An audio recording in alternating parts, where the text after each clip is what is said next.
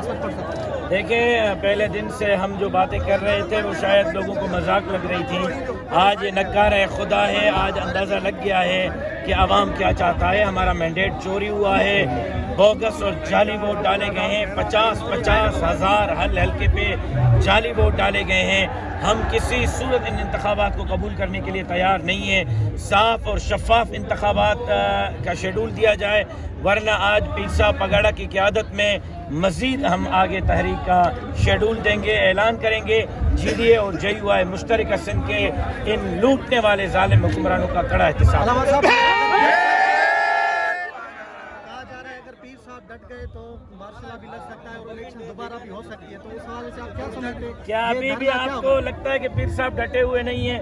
پیر صاحب خود پہنچے ہوئے ہیں اور ڈٹے ہوئے ہیں، اور انشاءاللہ پیر صاحب عوام کی آواز پر باہر نکلے ہیں.